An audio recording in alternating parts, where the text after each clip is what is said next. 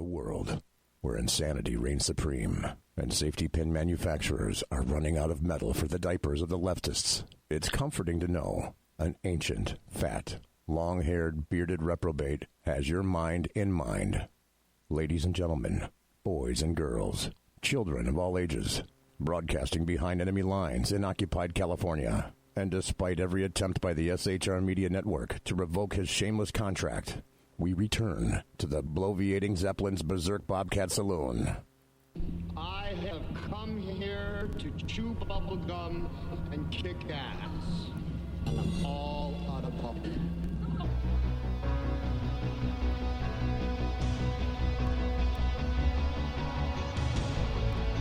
And we're off. It's the Saloon. It's Thursday night. It is January 27th, the year of our Lord 2022.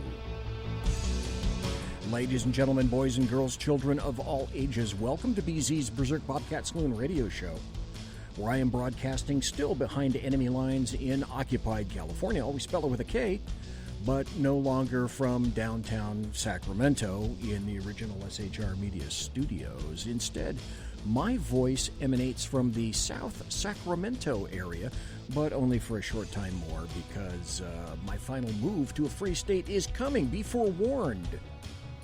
What you're about to hear for the next 2 hours consists of my opinion and no one else's. The Saloon also, I remind everyone, is still serving stiff drinks, facts, history, logic, rationality, proportion, context, tradition, intent, and common sense. Remember, we don't water our drinks, just like we don't water our conversation, politics, religion, crime, culture, race, sex, economics, science, law. We talk about it all right here at the Saloon, where the speech is free, but the booze is not.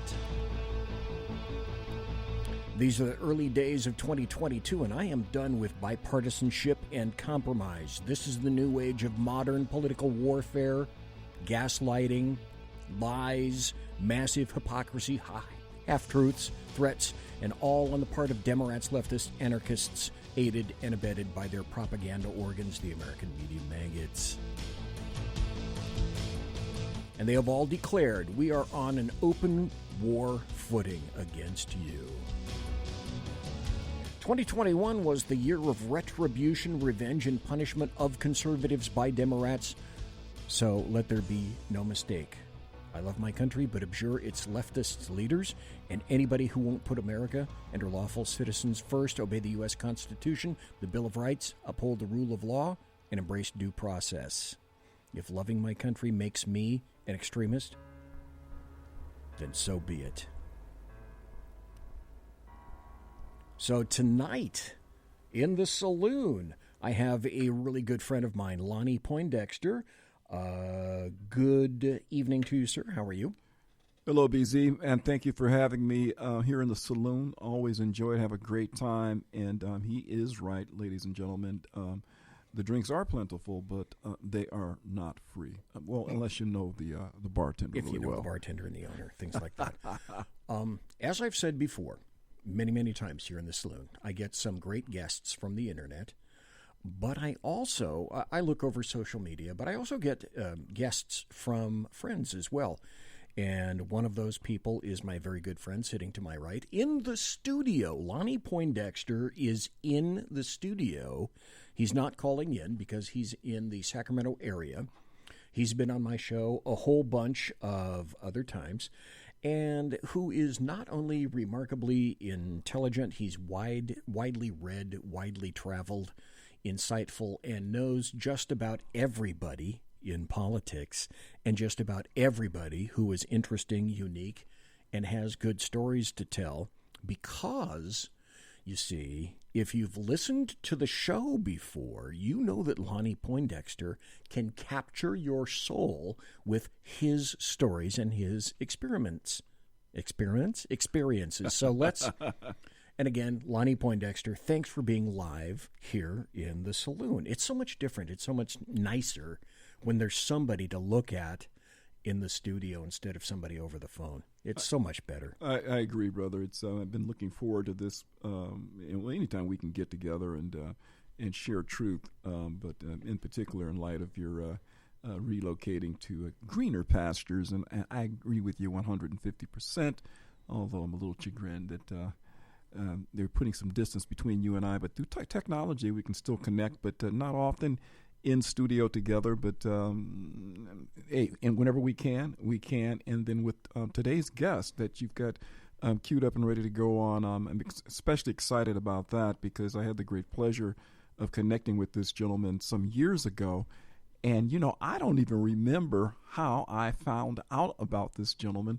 I think it was one of those things, somebody knew somebody, or I saw something, or somebody said, check him out, or something like that. But when I discovered who he was and what he was about, and I found out about this wonderful book that he has, that I had to have him on the show, and he went on my show multiple times as well. And so I'm looking forward to you two chopping it up. I'm just going to sit back and enjoy myself sitting in the peanut gallery, and I'll throw in a comment here or there just to stir things up. Oh, well, of course you should. Hey, but before I do that, I have to do this. Now, the gentleman who's on, who will be here very shortly, hasn't heard this before, but this is sort of a thing that I do just to remind people about the reality that is 2022 and past 2021. The Bloviating Zeppelins HeyJackass.com Chicago Death Toll Update, courtesy of Chicago Mayor Lori Lightfoot. And if you want to find out the Chicago death toll, go to HeyJackass.com. That's right, HeyJackass.com, illustrating Chicago values. So January today in Chicago, shot and killed 39, shot and wounded 158, total shot 197, total homicides in the beautiful city of Chicago, managed by the illustrious Lori Lightfoot, only 42. So week in progress, shot and killed 8, shot and wounded 18, total shot 26, total homicides 8. Now from final 2021 totals versus 2020, shot and killed only 794. That's up 10%. Shot and wounded 3,748, up 9%. Total shot 4,542 people, up 9%. Total homicides from 2021. Chicago, you should be so damn proud. Homicides, total homicides 848. Yay, Chicago! The Bloviating Zeppelins HeyJackass.com Chicago Death Toll Update, courtesy of Chicago Mayor Lori Lightfoot. I heard this tonight, and I have to play it for you.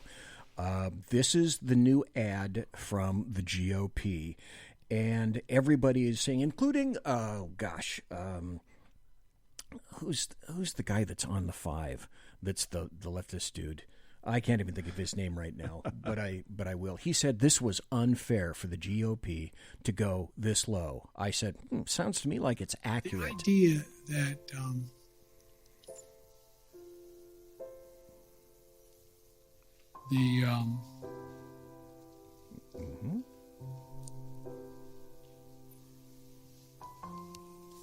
but the nature, not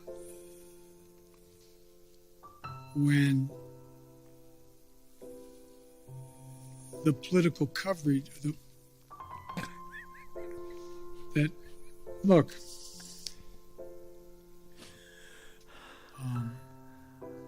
some of the political players and some of the,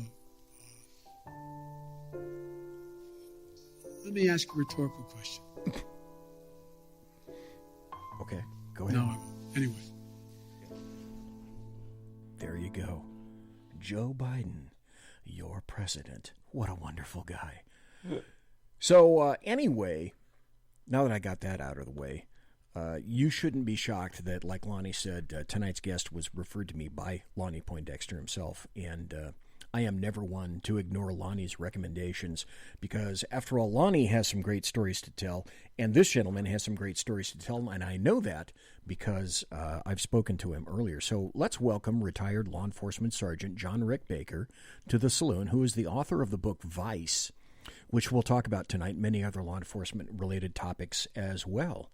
So, Sergeant John Rick Baker, you prefer the name of Rick. Welcome to the Saloon, and it's great to have you here, sir. Well, first, let me thank you for giving me a shot. I like your program, just listening to the couple of minutes that you've been on. It seems very, very exhilarating, and I'm happy to be there. as an overall introduction, because a lot of people don't know you, this is the first time you've been here, I don't think I could do better than the blurb that was written to promote your book published by St. Martin's Press in 2011, and it goes like this. This, I think, will link everything together for tonight for everybody listening. 9 square miles, 10,000 criminals, 130 cops. Compton, the most violent and crime-ridden city in America. What had been a semi-rural suburb of Los Angeles in the 1950s became a battleground for the Black Panthers, home of the Crips and the Bloods, and the first Hispanic gangs, and the cradle of gangsta rap. At the center of it, trying to maintain order, was the Compton Police Department. Never more than 130 strong, it faced an army of criminals that numbered over 10,000. At any given time, fully 1/10 of Compton's population was in the justice system. Yet this tidal wave of crime was held back by the thinnest line of the law, the Compton Police. John R. Baker was raised in Compton and became the city's most decorated police officer. He was involved in some of the most notorious, horrifying, and scandalous criminal cases. Baker's account of Compton from 1951 to 2001 is one of the most powerful and compelling cop memoirs ever written. An intensely human story of sacrifice, the price of men and women of the Compton Police Department paid to preserve their city.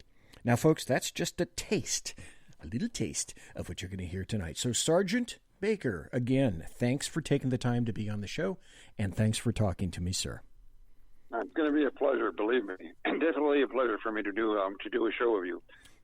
What I'd like to do tonight, if I could, sir, is talk to you about the book Vice, and then go over the various sort of the chapter highlights in it so you can fill in some gaps along the way. And then what I'd like to do is see how we can relate what happened in Compton to what's happening in law enforcement today. In fact, Rick Baker, and no, not the makeup artist from Hollywood, folks. There is a Rick Baker from Hollywood. He is not him.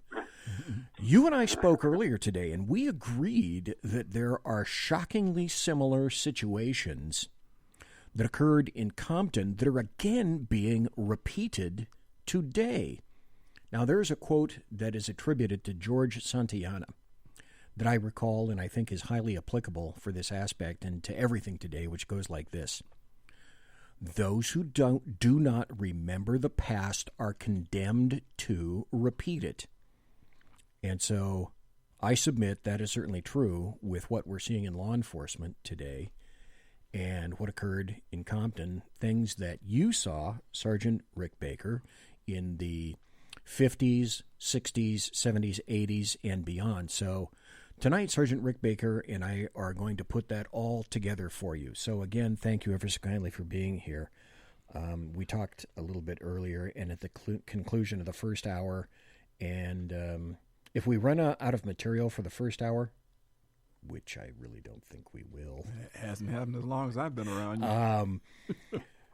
Then we can wrap things up. But as I've said to a lot of people, let's see, I've got 12 pages of questions tonight for Sergeant Rick Baker. So I don't think I'm going to be lacking for material. So Sergeant Rick Baker, you just didn't get to know about Compton, its history and its past, and its violent nature in passing. You knew it intimately because you grew up there. Yes, exactly. Back in 1951, my parents moved from the projects. I lived in the projects over in Alicia Village. It's off First Street in downtown Los Angeles. My father, after the Second World War, was wounded, and so we were able to get we were paying like $26 a month. I remember back in the projects. We moved in there when I was like 6 years old or 5 years old. So it was about 1945. I lived there until 1951. And in 1951, my dad, my mom were able to get a GI Bill, and we moved into West Compton, which was a brand new community at the time, and it was called Central Park, and it was right off 136th Street, where it began, and then went up to 138th Street. Those were the 3 blocks that began in Compton, and I was 9 years old when I moved to Compton. Compton is a tale of 2 cities, BC. Mm-hmm. It's a tale of being run by Mormons and 98% white, and a city that later on became 93% black, run by a one-party system, which was the Democrat Liberal Party that took over in 1969. So basically, I lived in two worlds. I lived in the white world when I first moved to Compton, even though I lived in the black community. My community was 98% black. The 3 blocks that I'm talking about, from 136th Street to 138th Street, those 3 blocks, they were 98% black, and they were actually houses that were built by Biltmore builders. A guy by the name of Mr. Davenport was the guy that was actually in charge of that, and they were built for GI Bill for veterans. So the 98% blacks that lived in that West Compton community were ex-GIs. So they were patriots. They were, they weren't guys. They weren't bums in the sense of the imagination. They were hardworking guys that had been able to move into that neighborhood with the GI Bill. So that was one of the advantages moving into that area that we had. It was that the people that lived there from 136th to 138th Street were all American soldiers of one type: sailors, Marines, merchant Marines, and so on. It's certainly true. Rick, I was thinking back to when my parents moved to Compton, and it was one of the touchstones between Rick and I when I learned about his understanding and knowledge of Compton and what took place there. And the first thing that blew me away, Rick, was when you spoke of that Compton was founded by and run and developed by Mormons. I cracked up laughing because when you think about gangster rap and all the nefarious individuals that lay claim to Compton, California, it was Mormons that originally founded. But my parents moved into their first home, and GI Bill, just like you were talking about with your parents, and I believe it was 1958, I think it was, and is when they bought their home there in West Compton, and we were just a block away from the airport there, right off of I believe it was Alondra. Yeah, right off of Alondra. Yeah, right off Alondra, right across Peter Pan Trailer Park. Yes. Peter Pan Trailer Park. Nice. Let me also mention, I don't mean to steal Rick's thunder, but things that I learned from reading Rick's book, the origins of Compton, and then for general knowledge for folks out there that may not know this, Compton has its own airport. Compton has an equestrian facility, Richland Farms, which is still there. Yes. Compton has a college. In fact, the high school, originally where Compton High School was originally the college, and I learned all this from Rick, and then they got a separate campus off of Greenleaf there. And so my family's heavily steeped in that knowledge back from the origins of when Compton shifted from being a primarily all-white community to a primarily an all-black community. And, Rick, not to steal your thunder, but today it's primarily a Latino community, but you'll dig into that and give us background on that as well. Actually, you're right on all the events that you just mentioned. The fact that, the way Compton was, they had 2 temples, 2 Mormon temples. One was on Culver, and I think the other one was off Castlegate on the east side of town. And at that time, it was I think the mayor was Clausen, and Clausen was a Mormon. So was the city manager, and the city was, like I said, was run entirely different, and it's very, very strange, to understand or to even believe that a city that was actually the jewel of Southwest LA County. Yes, I mean Compton was the Mayberry of that area. You can talk about Downey, you can talk about Paramount, Bell Gardens, Maywood, and so on, even Long Beach and Carson. But Compton had its own everything, its own college, and it had 3 high schools later on, and they built Centennial, and then they built Dominguez, and it had a reputation. I don't know if you know this or not, Lonnie, but Compton has about, I think, seven athletes that came from Compton that participated in the Olympics. And the reason I say it because the Olympics are coming up very shortly. And they had 7. I think 5 of them were gold medals. I think the Selena and her sister Venus in tennis. That's right. Yeah, they were from Compton. Yes, they were from Compton. And the very first one was Ken Carpenter in 1936. That's when they had the Berlin Olympics, and Hitler was passing out all the gold medals to the winners. And Ken Carpenter won actually the discus in the Olympic Games in 1936, but Hitler refused to shake hands with Jesse Owens. at that particular time. So in retaliation, Ken Carpenter refused to shake hands with Hitler. I don't know if anybody even knows that. Wow, did not know that. Nice. Yeah, and that's a true story. Ken Carpenter was my teacher in Compton College when I took tennis and I took swimming. He was my swimming instructor, and he was also my tennis instructor at Compton College. And another thing people don't understand about Compton College, or but Compton, besides all the medal winners that we have, Charlie Dumas, the first guy who jumped 7 feet in the high jump, he was from Compton. He won Centennial. So the thing was in Centennial, so high school in Compton. And the guy who actually organized and orchestrated what we're going to be watching in another couple of weeks, the Super Bowl, was orchestrated by Pete Rozelle. Guess where Pete Rozelle was from? No. Guess where? Yes. Oh, yeah. He was from Compton. Okay, I would never have guessed that one. I mean, never. Yeah, Pete Rozelle was from Compton. In fact, I was going to join the fraternity that he was in Compton College. And, he came by. He would come by at Compton College when I started there in 1961. He'd come by and shoot the crap of all the kids from his fraternity that were still on campus. And his brother was a teacher at Dominguez High School. And he lived over on Poinsettia, which is actually the Compton Hollywood. It's a real nice street that we used to call Poinsettia, Burris, and Mayo. Still and nice. Sloan, those four streets, Compton Hollywood, because they were just gorgeous areas, beautiful, beautiful area. You know that about Lonnie, right? That was Compton Hollywood. Oh, yeah, custom homes and relatives. My godparents lived on Poinsettia. I know exactly where you're speaking of. And beautiful homes. In the car dealerships, you had, Bill Barnett, and you had Guy Mohart, you had Leo Rule, and you had even H.J. Caruso. All those car dealerships, the 5 major car dealerships in Compton, all those guys lived in Compton Hollywood. And that's where Pete Rozelle also lived. He lived in that area. Like I said, that was really a very secluded, a very nice area. There was other areas in Compton at that time that all had names to it. There was an area called Fruit Town, and it wasn't called Fruit Town because of their gender. It was because all the streets were named after a fruit, like Pear Street, Peach Street, Cherry Street, Fig Street. So they called it Fruit Town. And then there was another area called Spook Town, and that wasn't because of any ethnic thing. It was because they had big, giant trees. And to go into that area at night, it was really spooky to go in there because they had no lighting and had these big trees, so they would call Spooktown.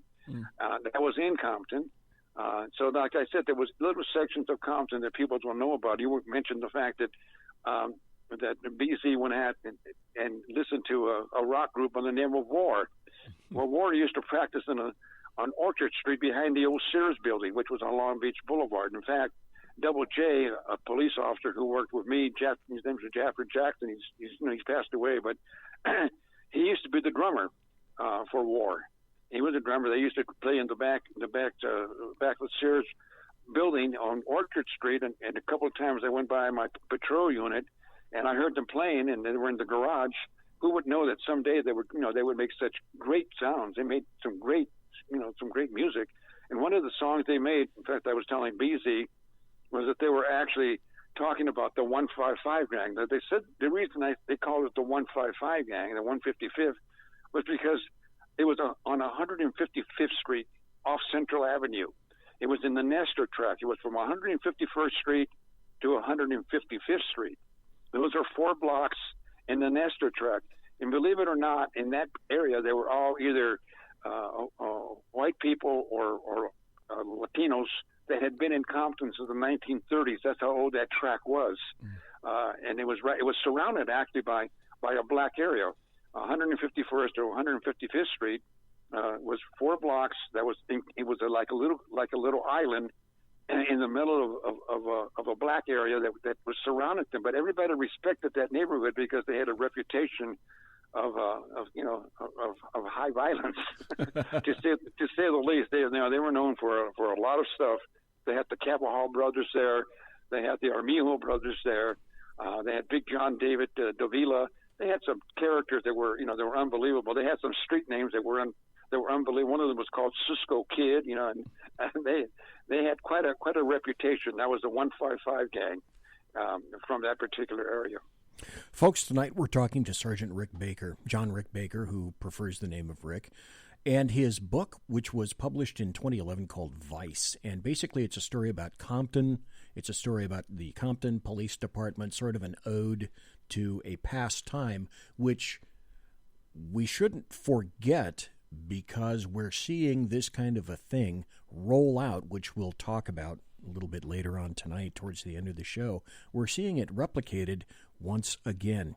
Now, Sergeant Rick Baker, you were born in 42. You were born in Boyle Heights, but you ended up moving, your parents ended up moving to Compton because the houses were less expensive than those in neighboring Boyle Heights. And at the time, Compton was called the All-American City in 1952. Not really resembling the Compton of today. The other thing that I found in the book that was fascinating, you wrote that when you were a kid, you saw mob bosses Mickey Cohen's shiny black Packard parked in Boyle Heights, didn't you? Oh, yeah. I used to run around with a couple of brothers. There were a couple of Jewish kids named Ronnie Kaplan and Bebo Kaplan. They grew up in the projects with me at that time in the 40s. Boyle Heights was a Jewish community, believe it or not. And we used to go to Brooklyn Avenue, which was the main strip in Boyle Heights where the Brooklyn Theater was, and there was all the Jewish delicatessens were there. They used to have these big barrels out in the front of their markets with the pickles.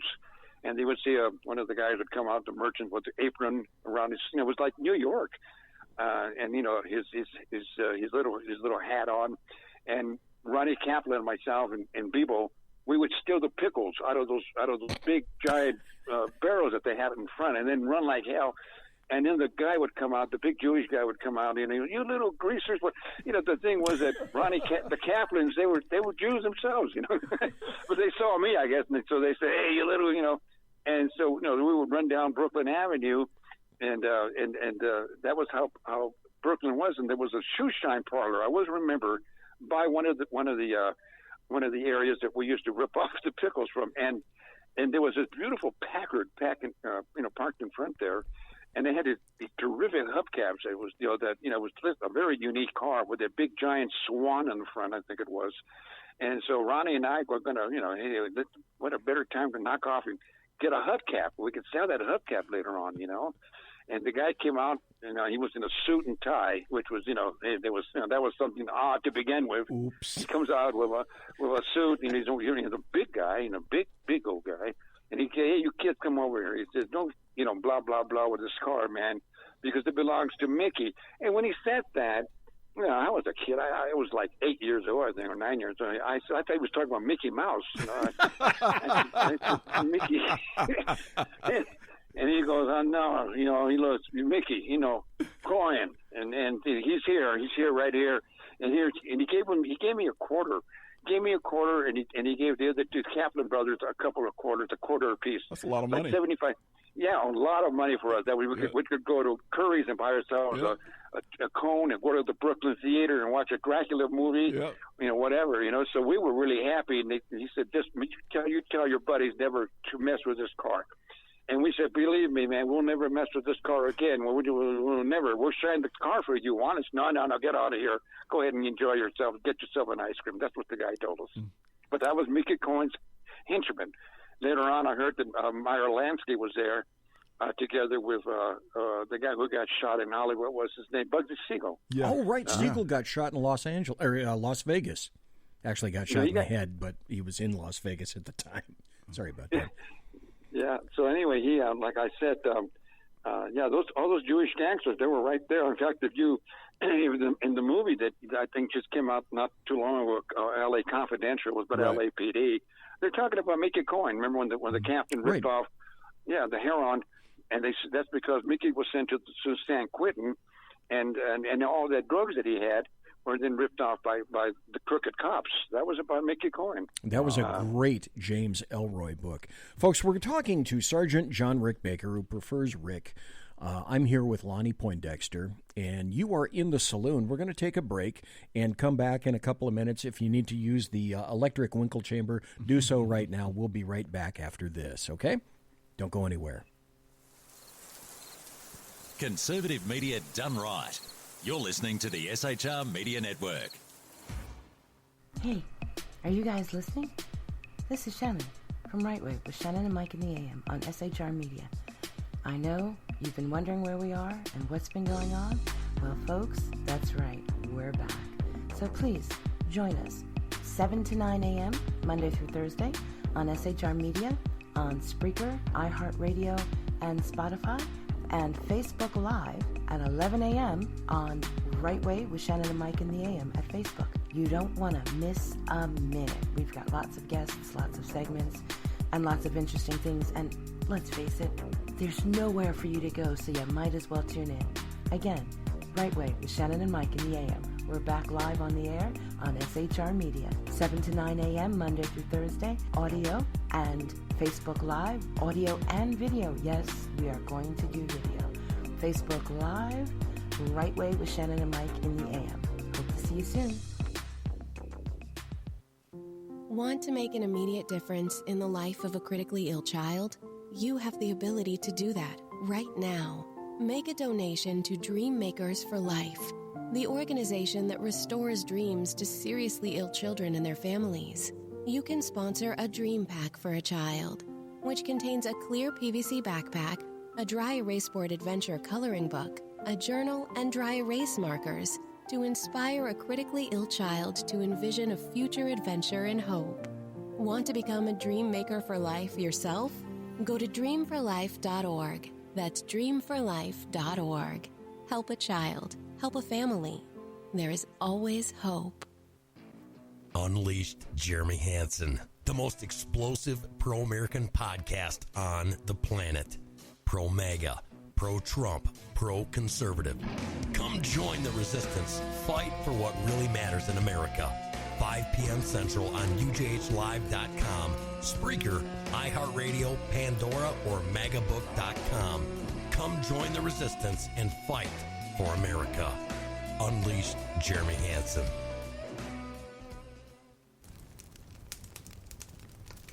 Do you value yourself, your family, your friends? Want to know more about how to survive, thrive, and stay alive in these dynamic times? Listen to Around the Campfire with Kate, Thursday nights and Sunday nights at 8 p.m. Eastern, 5 p.m. Pacific, 7 p.m. Central, only on PSN TV. That's Around the Campfire with Kate. News that nobody in the MSM wants to report. Remember, train hard, train smart to survive, thrive, and stay alive. Conservative media done right. You're listening to the SHR Media Network. And we're back. I'm back. You know what? You can follow me on Twitter. I am on Twitter. I'm very active there, if I'm not suspended. At BZEP, at BZEP. Lonnie's laughing because I'm going to tell a story here in just a second. So if you would, and if you're on Twitter, or if you happen to be listening right now, share the show tonight. If you're listening on Spreaker, please hit share. Or if you're listening to the show later in podcast, please be a gentleman or a gentlewoman and share the show all over. Now, it's funny, this should mention, and I think I told this to Lonnie, but I'm going to tell it to everybody here. I was excommunicated from Facebook today because I put a meme up that had a quote about propaganda by Joseph Goebbels, who was the propaganda minister of the Nazi regime. So putting up a quote which is properly attributed on Facebook, Facebook took umbrage to that because they relate to it too well and killed me on Facebook for the next 2 days. So that's why I didn't promote my show on Facebook, because I couldn't, because I got on and they were a little bit pissed off over that. So, folks, we're talking to Sergeant Rick Baker, who worked for Compton PD, which was subsumed into the Los Angeles Sheriff's Department in the year 2000, if I'm not mistaken. And the story of Sergeant Baker is the story of Compton, which is the story of law enforcement, which is the story of law enforcement personnel all over the United States, especially these days. So, Sergeant Rick Baker, you moved to Compton from Boyle Heights. What was living in Compton like as a kid? It was quite an adventure. When I moved to 136th Street, like I said, 136, the main drag that ran north and south was Rosecrans, Rosecrans, and then the next big street was Compton. So the thing was that the 3 blocks that we had in Central Park was very unique in that, like I said, it was a black area, 98% black, and for some reason, and I figured it out later on, instead of the family that lived in that area, in that 3 block area or 4 block area, instead of shopping in Compton, was a red bus that you could catch on Central Avenue. You would go and I think it was a dime or 15 cents, whatever it was at that time. It would take you directly to downtown Compton, which was really had Woodwares, that had Pennies, that had all the department stores, that had everything that you could think of. But the people that lived in my track in Central Park, they all went to Broadway in Los Angeles. They wouldn't go to Compton. They would catch the bus going the opposite way, and it was going north on Central, and they would go shopping in the Los Angeles area. And the drop off was Manchester and Broadway, where they would have a shopping area. In fact, there was even a theater that I used to go to myself. It was called the Manchester, and which was the theater at that particular time. So it was a situation that later on I was able to ascertain what the thing was that there was still quite a lot of prejudice going on in Compton, and the blacks were not accepted or not actually, they felt very unwelcome if they went shopping into Compton.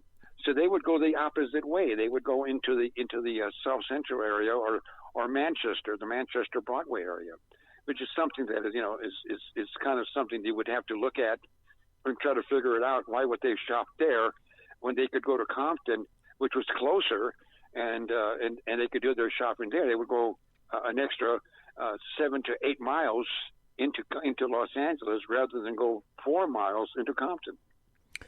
Well, Compton changed in the 1960s. Compton in 1952 named America's City, but Compton changed in the 60s. So, Sergeant Rick Baker, what happened in the 60s in Compton? Well, what happened basically, you had the Rumford Fair Housing Act, which was actually the first elected black official in Sacramento, your hometown, and was a man by the name of Rumford. And the first thing he did was he passed a bill that stopped the covenants from actually being operated. A covenant was actually a segment that they would have in the housing business where you had to meet a certain criteria in order for you to get the house. In other words, to be accepted by the community which you're moving into. They had a covenant, and these were, in many ways, they were very prejudiced. They were up against Latinos, against Asians, against Jewish people, and blacks.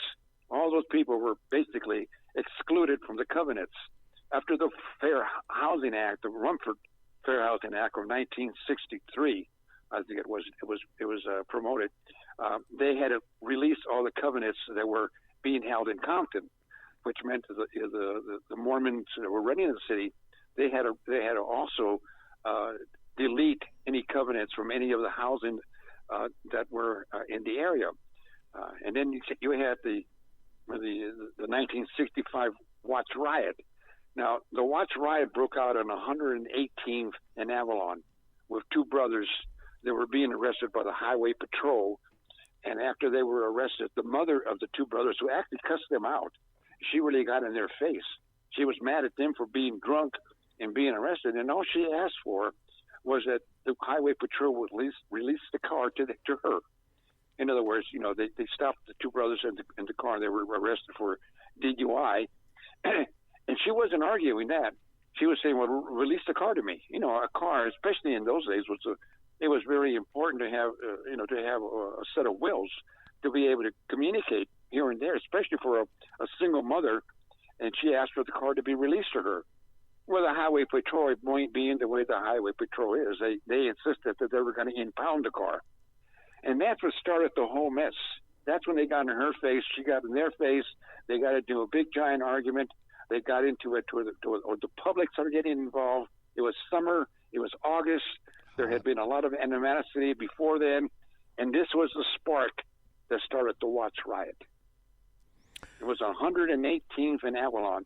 I grew up on 136th and Central. So you take, that was 18 blocks away when that riot broke out.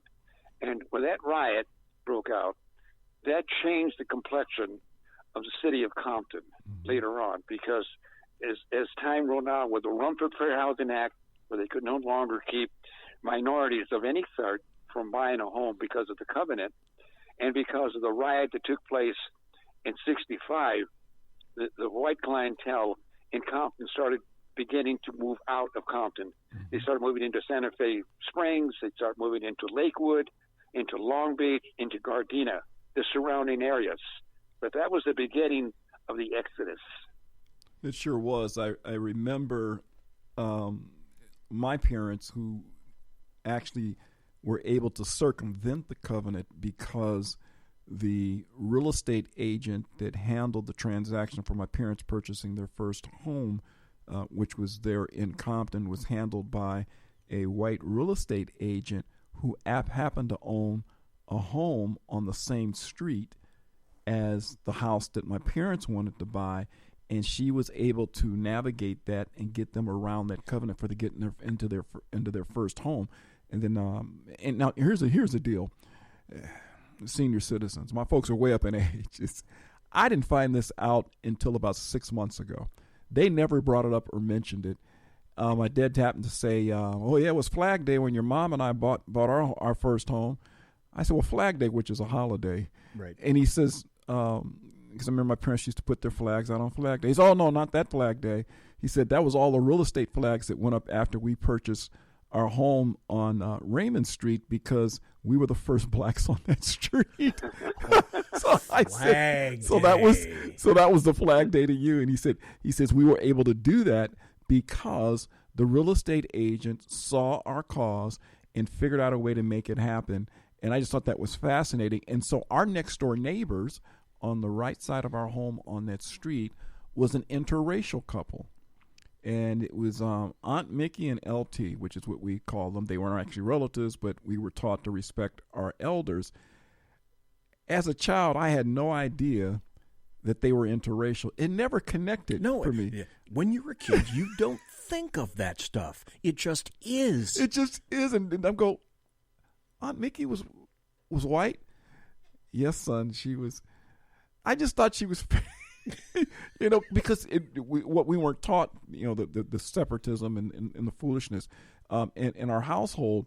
But I bet the reason why that the folks who owned that home sold that home so my parents could buy it, and the real estate agent made it happen because she was a broker and a real estate agent, was because whoever owned that home originally wanted to get out of there because they had an interracial couple right next door to them. So interesting history, but that's the only way they beat that covenant. Otherwise, it's just as Rick is stating, after the covenant and after the riots, you begin to see the change. My father owned a business there in Compton on right off of Compton Boulevard, and is it Oleander? Is that the street that dissects? Yeah. Oleander goes right. It runs actually north and south, so it dissects Compton. Yeah, right there on the corner there was a Country Farms Market, and there was a Phillips gas station, and then right next to the station was my dad's business, and that street actually bisected Compton High School. So and so that's where we were, and so my parents. After the riots, and I remember my dad having to paint on the front of his appliance store. He was doing general contracting and plumbing and electrical, and also had an appliance store. I remember in red paint, he wrote on the glass on the front of the store, "Blood Brother." You remember that, Rick? That so you could identify that you were black. Oh yeah. So that the brothers wouldn't throw a bottle through or a brick through your window. I do, exactly. It's funny because you know what happened with me when that riot broke out in '65. I was on furlough from the Marine Corps, and I was actually at my girlfriend's house in Bell Gardens. Now, back in '65, Bell Gardens was known as Billy Goat Acres. It was nothing but Okies here from Oklahoma. She lives on Gotham Street, which is right off of Eastern in Bell Gardens. and her name was Judy Ward. And we were like, that was my first love. We were like really, something else. So I was with her at that time. We were watching TV, and she says, look at all the smoke. There's a riot going on. Or she didn't say riot. There's a fire going on in your part of town. And then I stayed tuned to the TV, and I said, oh my God, it's a riot of some sort. Mm-hmm. And I said, naturally, I jumped in my car, my '55 Chevy, and I motivated out of Bell Gardens. And I saw all the people in Bell Gardens, and like I said, it was at that particular time, Bell Gardens, where the name of Billy Goat Acres was 90% from Oklahoma. They all had guns. These were some notorious looking people, man. And so I shot out of there, and I went ahead to go across the Long Beach Freeway, the 710. And when I went across the freeway, the smoke was really heavy going into getting on Rosecrans. Getting back into my, to go to see if my parents were okay, what was going on. And it just so happened that when that broke out, I think it was a Wednesday, if I'm not mistaken, but I had to get ready to go to my reserve. My unit was going to be on Friday. I had to go to 600 North Alameda, where my reserve unit was, my Marine Corps reserve unit, because we were going to go to Pendleton Friday, Saturday, Sunday for a bivouac. That was that part of our monthly duty. We had to go 3 days, 4 days a week as a reserve. Anyway, so when I'm getting to my house, I hear a bunch of, they sounded like firecrackers, but they were rifles, and they were up in the roof off of Rosecrans, and they were snipers, and they were shooting at cars that were coming down on Rosecrans. So a couple of bullets flew over my head, in my car. And then as I drove into Central Avenue from Rosecrans, I got jacked by a Buick, came running up against me, and 4 guys jumped out of the car, 4 black dudes. And I said, well, here it goes, man. I'm going to have to – I had a knife with me. I didn't even have a gun with me. I had a knife. I said, I'll stab the first one, and maybe the other 3 would run off or something or whatever. And when they ran out and they got out of this Buick, it was, one of those Roadmasters. They had all kinds of crap in the trunk and in the back of the car. It was my buddy Rex Pope, who lived across the street from me on 136th Street. And Rex says, hey, Johnny. They call me Johnny in those days. Hey, we got all kinds of stuff. We got headrests. We got radios. We got towel. Whatever you want, man. We got it here. Get whatever you want to put in your car, man. Take it home. And so I go, no, Rex, that's okay. I got to go home and see you. Your parents are okay. Right? Everything's cool on 136th Street. But it was just ironic that I get blocked off by a Roadmaster Buick 4 deep with merchandise in it, where they had just ripped off Whitefront store over on Broadway. God, Whitefront! I remember Whitefront. Yeah, and the reason they hit Whitefront was because it was called Whitefront. That's right. That was that place, the first one they hit, and he offered all this good stuff for me, and I actually wanted to take the headrest because I didn't have a headrest in my '55 Chevy. He took her from Volkswagen because only the Volkswagens have those headrests. That's right. I'm going to tell you the truth. I'm going to tell you the truth. I took the damn thing. So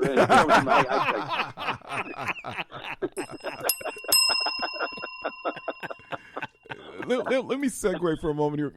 Forgive me, BZ, because he said something that really touched me, and he and I have covered this before. Whitefront. I remember the Whitefront stores. There were more than one, and they were in our community. They were in the black community. Yet the Whitefront stores were looted, and they were looted because of the name. Yeah. Now, the Whitefront stores, and correct me if I'm off with the history on this, were owned by Jews. Am I right about that? They were owned by Jews. On. So I just, when I was doing my radio show in D.C. and I had Rick on and delved into this, there was a connection between the Jewish community and the black community and the Latino community. They were merchants, and they owned stores, whether it was a deli where you guys were stealing pickles or it was a department store, which was much like, Sears or Montgomery Ward, and that because of the name of the store was looted. And the reality is it was a store in the community, supporting the community. And I drew a connection between that when I moved to our family left Compton and moved to the West Side. We moved to Inglewood, We California. went past San Pedro. That's West Side. Anything past San Pedro is West Side. West Side. Bourgeois. Yeah, exactly. Bourgeois stuff. Yeah, because you come up and the connection there. My first real job, BZ, that I had, other than the ones my father got for me, was with a Jewish publishing company and law firm. My first real job on my own, moved up the ranks. And that Jewish publishing company, which was based in Inglewood, its book publishing plant and manufacturing plant for its books was headquartered in Inglewood as well. And the workforce was overwhelmingly black, including the supervisors. And so today there is this disconnect in the black community where they throw rocks at Jews and, Jews are this and Jews are that. And I don't remember that as a kid. And Rick, I don't think you saw it either. And you just drew a great connection with that, talking about what you saw in Boyle Heights, what I saw in Compton and in L.A., and sort of in terms of the Jewish community right there with us. When Black Beverly Hills became Black Beverly Hills, I'm going to say this and shut up because I'm on one here, became Black Beverly Hills, it was Baldwin Hills and Windsor Hills and View Park, California. Extreme West Los Angeles. Those communities were owned and built custom homes primarily by the Jewish community who had trouble moving into Beverly Hills and Bel Air and those exclusive communities because they were Jews. But as they made inroads because of the entertainment industry and so forth into that, blacks were able to move into what is known even today as Black Beverly Hills. And that's where Ray Charles lived, Ike and Tina Turner, and many other prominent black entertainers of that era. Well, the cool thing about that is that they were providing jobs. They were a business in the area, in the community, employing people in the area, in the community, serving the people in the area, in the community. Yeah. They weren't 100 miles away. They were part of that area, that district. History, Compton, all of that is packed with irony. Folks, we're talking to Sergeant Rick Baker, John Rick Baker, who was a member of Compton PD, was born and raised in Boyle Heights, moved over to Compton at the age of 9 with his parents. And like I said at the beginning, the story of Compton PD and the story of Sergeant Rick Baker is the story of America. And that's why it's relatable to today and everything that's going on today. And Sergeant Baker also wrote a book published by St. Martin's Press back in 2011 called Vice, and that's the one that we're going to be talking about tonight. And just going into the background, in 1965, Sergeant Rick Baker, a ton of things occurred with and to you in 1965. You were 23 at the time. You talked about the Watts riots. Those occurred from August 11th to the 16th. But you also mentioned that you joined the Marine Corps Reserves in 1965. The Watts riots occurred. So again, the story of you is the story of history, which is the story of Compton, which is the story of Compton PD. And it's the story of America, which is why, in my estimation, I'm really, again, glad. I thank Lonnie again for bringing you to my attention. And again, Sergeant Rick Baker, thank you ever so kindly for being here tonight. But did you actually experience, get into the riots in 1965 in Watts? Yes, actually, what happened, I was saying, I went from Bell Gardens, Billy Goat Acres, across the 710 freeway, through Rosecrans. I got stopped by my buddy Rex.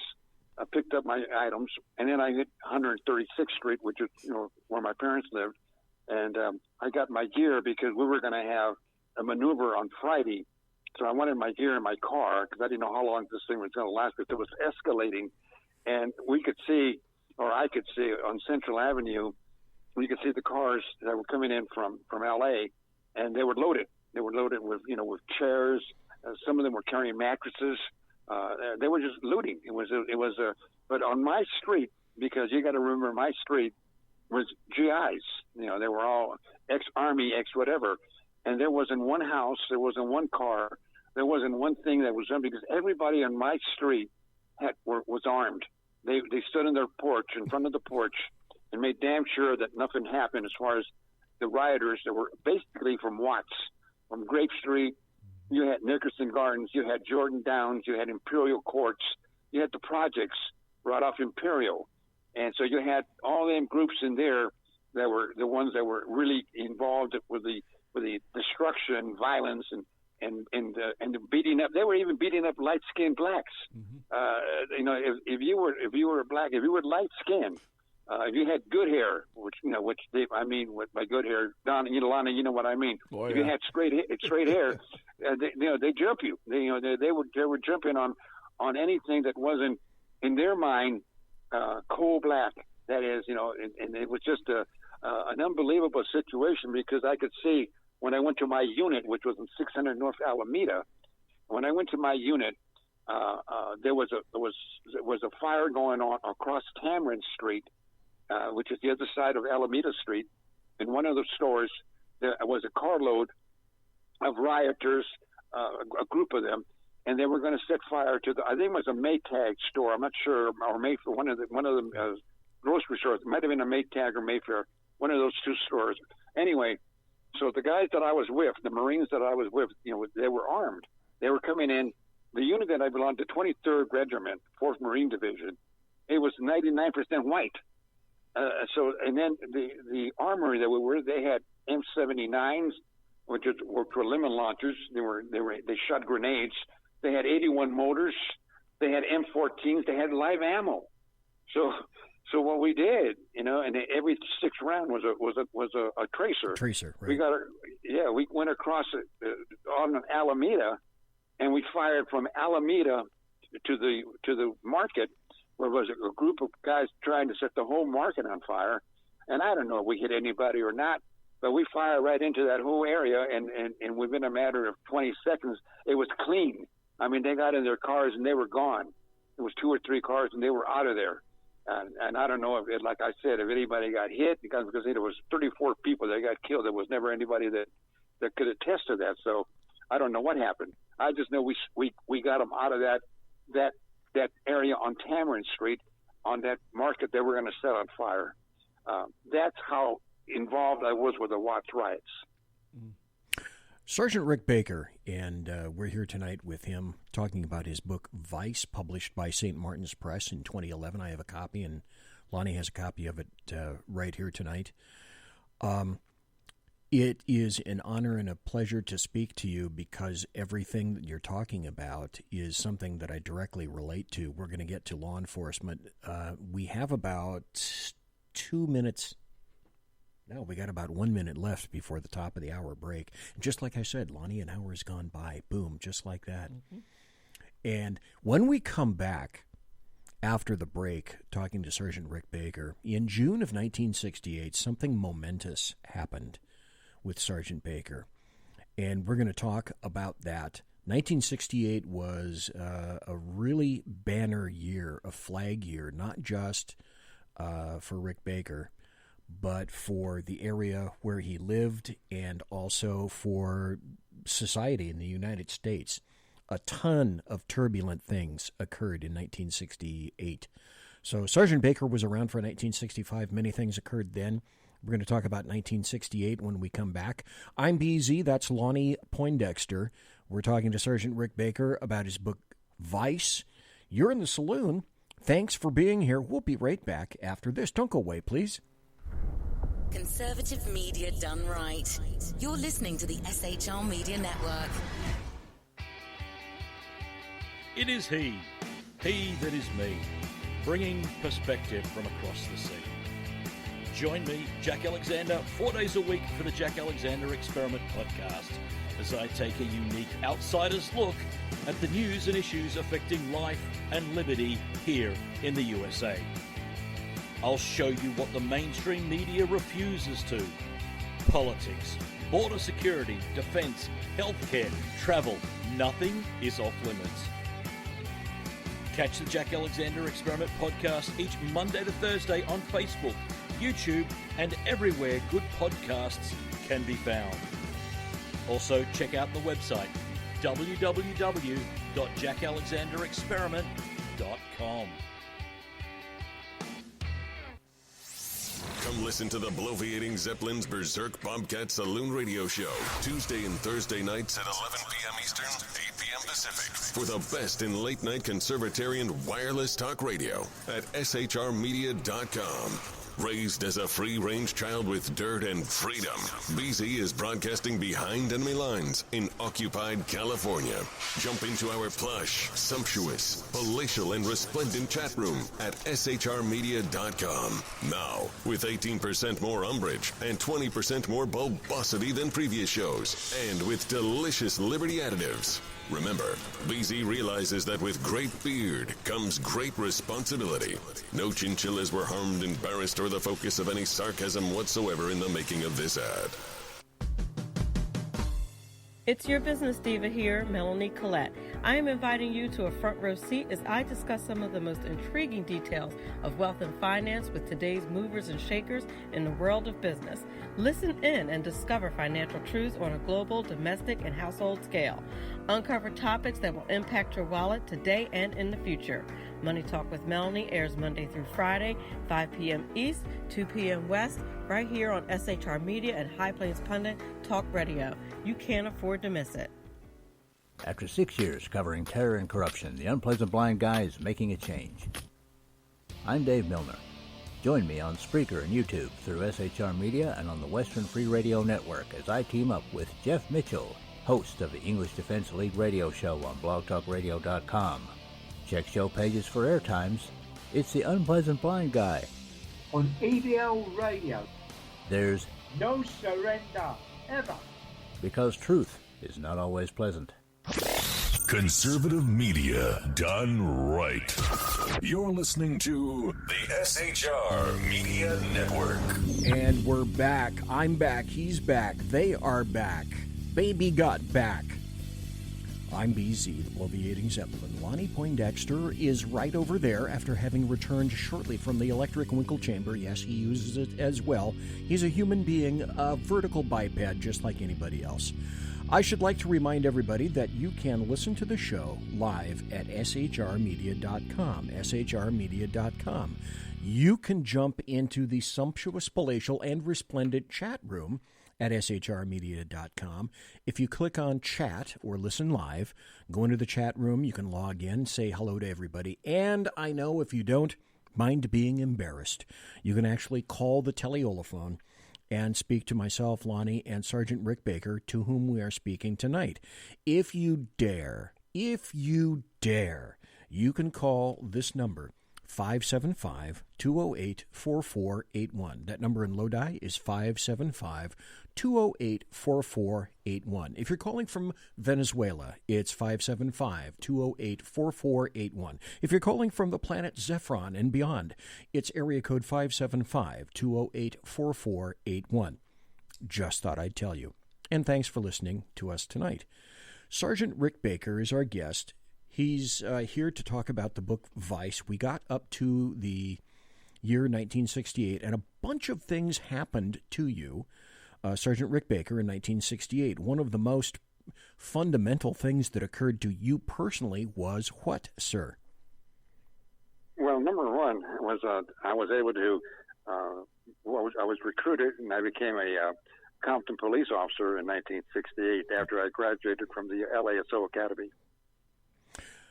So tell me, obviously you grew up in Compton. You attended college right around in that area. You're a very local kind of guy.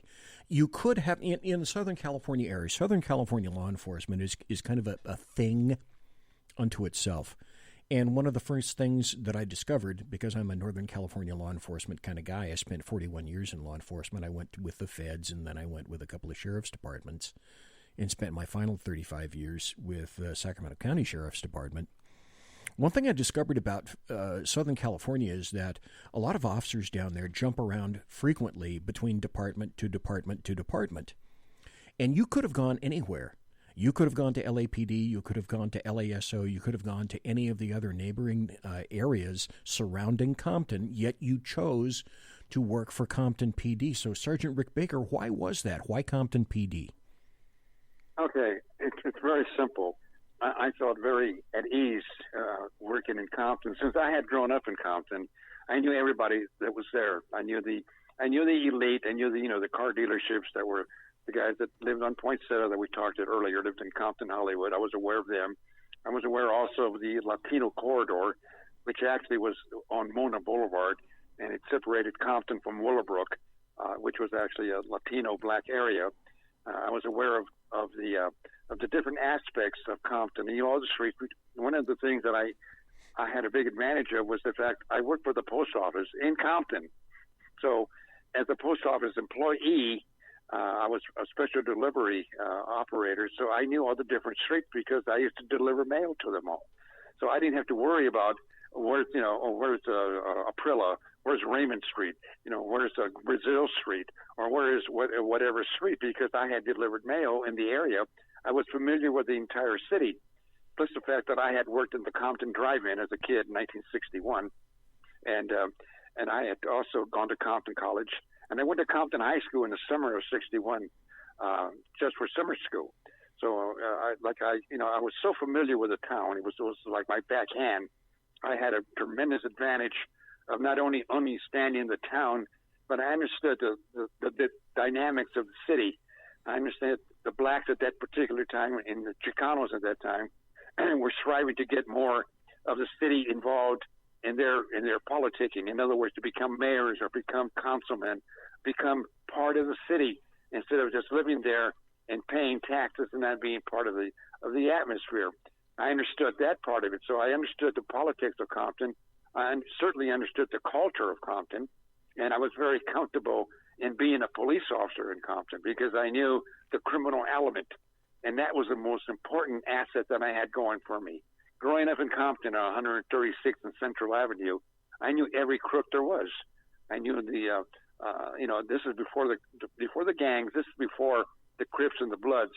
We're looking at some of the old gangs, the OGs, the Slossons, the farmers, the Gaylords, the businessmen.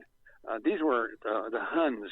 These were gangs that were from South Central and would filter into Compton for different reasons, and I was aware of them because I would meet them. I would meet these different gang bang members as a kid.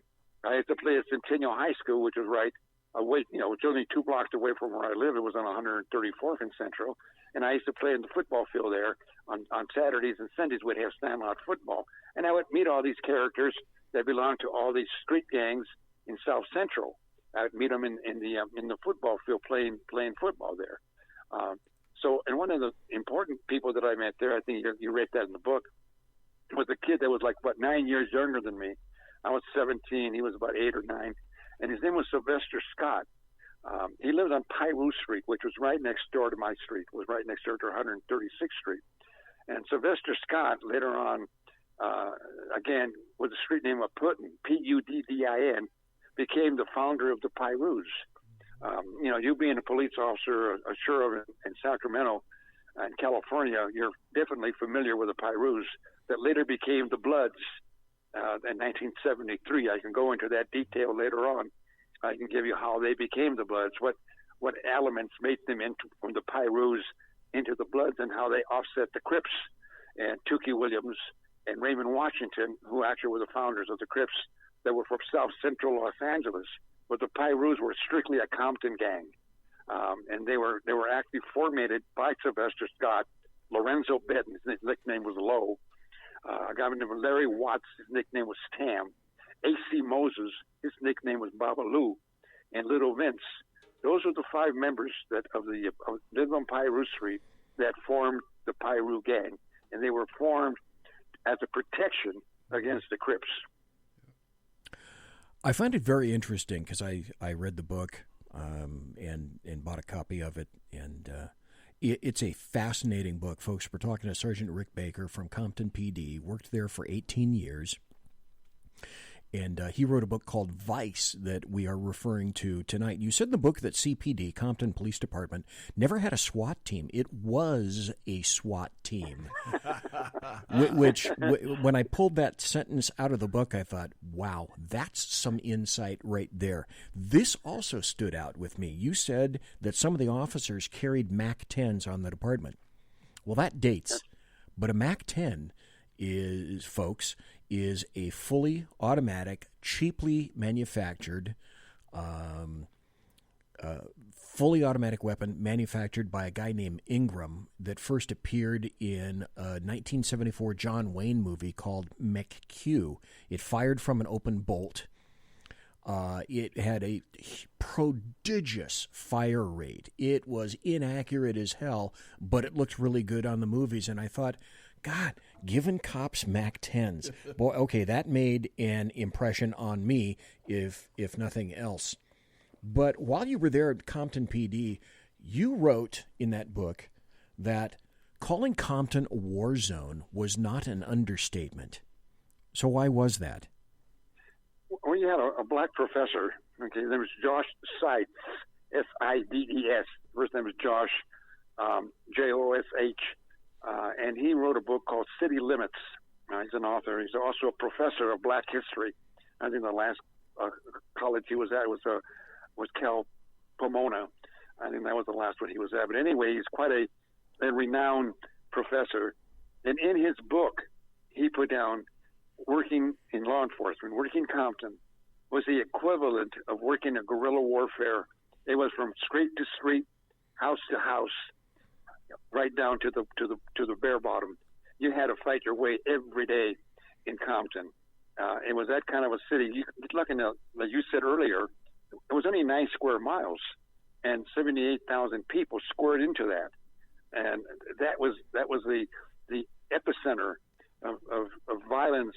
You could just hear, like if you were taking a call, let's say on Poinsettia, and at that particular time, you could hear shots being fired 6 blocks away. If that be the case, that's how small the area was. You only had like 9 square miles to work, and you could hear everything that was going on. If you had to know the city. The city was, like I said, we had Gardena to the west, the city of Gardena. Okay, and there was Avalon was the divider between us and Gardena. Then we had the city of North Long Beach, actually to the south, and Greenleaf was a breaker there. Then the 710 freeway was a breaker between us, Lakewood, and all the other cities, Maywood, and the cities that were on the other side of the 710 freeway. And then El Segundo was the southern part, or the northern part for us, of Los Angeles. That they used to call that the front. In fact, there was a Crip gang called the Front, and the reason they were called that was because that was the front of Compton to Los Angeles. Okay, so like I said, that in itself, working that city was really. When I was young, it was intriguing. I loved it. I don't think I could have ever lasted in Redondo Beach or Huntington Beach. A lot of the guys that I worked with in Compton, they went to Huntington Beach, and they just felt it was just too much pressure, too much going on in Compton every day. There was a PCP riots or the PCP epidemic. There was a crack cocaine epidemic. Even before then, there was a Saginaw Red Devils and Blue Angels and Black Beauties. It was that era. There was always marijuana, and there was always heroin in the city. That was constant.